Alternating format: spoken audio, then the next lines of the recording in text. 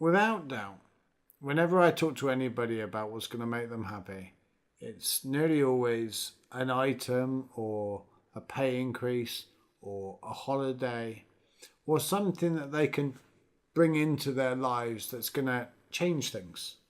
Something they look forward to all their lives. And I'm no exception. For me, I want to build my own house.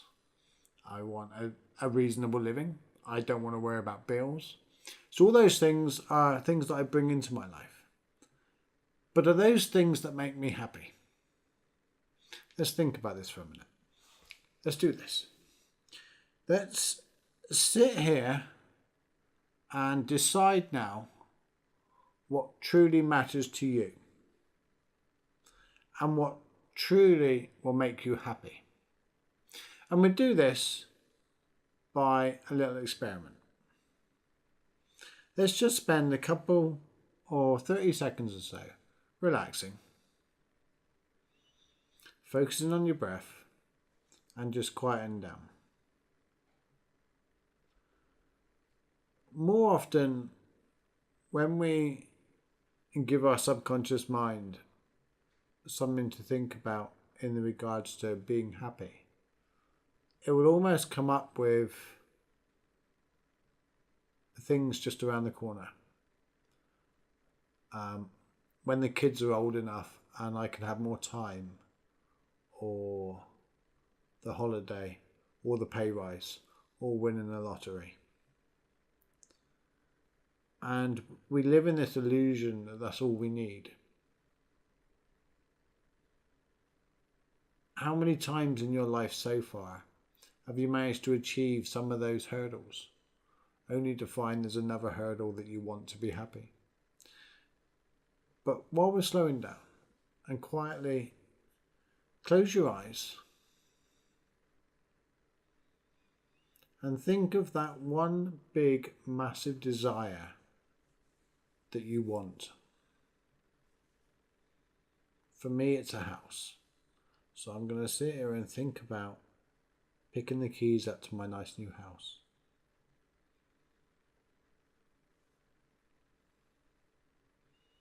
Custom built. Exactly the way I've always dreamt.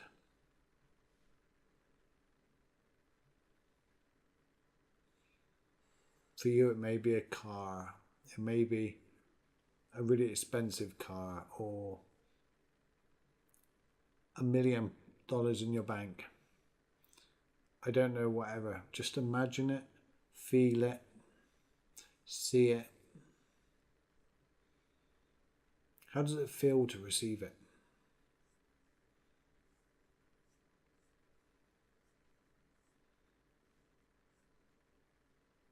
Don't just intellectually see it. Feel it in your heart. How good does it feel to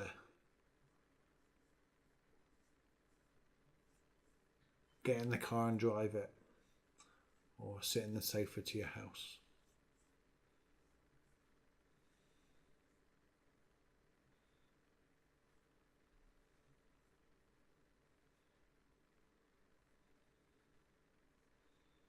Feels good, right? Feels really good.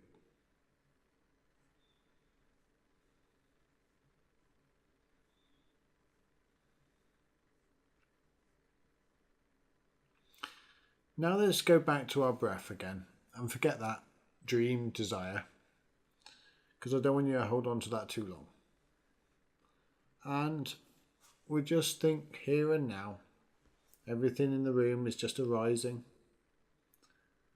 Nothing good and bad. You're just listening to my voice.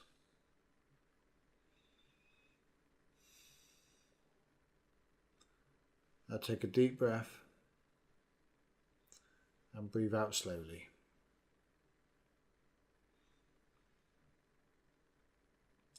Now I want you to picture a poor family that live in a house without no carpets. They don't have beds, they just have thin mattresses on the floor, with barely any covers.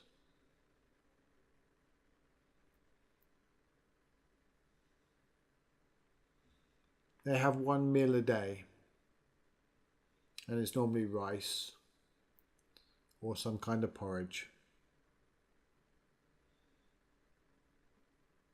And they have 3 children.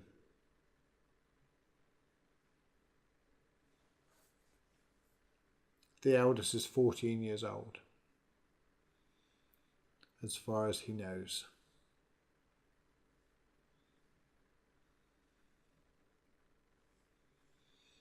Every morning he gets out of bed early and goes and fetches the water and comes back and then sets off to school.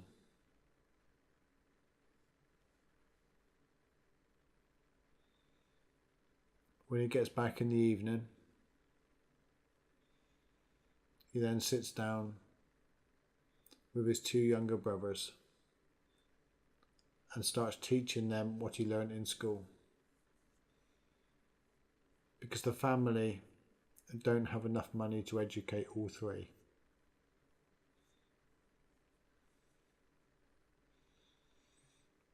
This all has to be done before the sun goes down because they have no electric.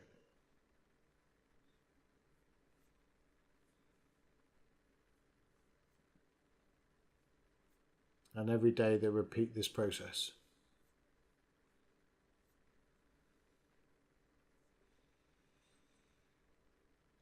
Now you meet this eldest brother and you have the opportunity to give him a laptop. With that laptop, he can charge it in school and bring it home and teach his younger brothers properly. He would have access to the internet in school. The younger brothers would have access to movies. They would have access to something after dark because it would have power, and they could have a little light that plugs into the USB. You're able to give that child this laptop. Think of the feelings you have when you give that child. And he gives you a hug and says, "Thank you. You've changed my life."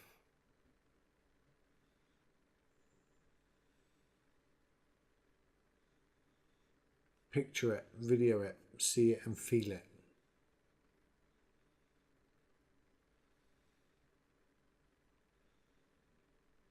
Smile.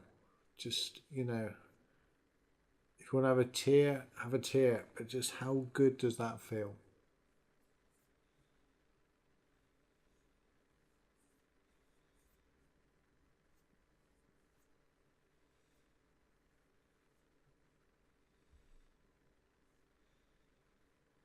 You've just changed that family's life, and maybe even for generations on.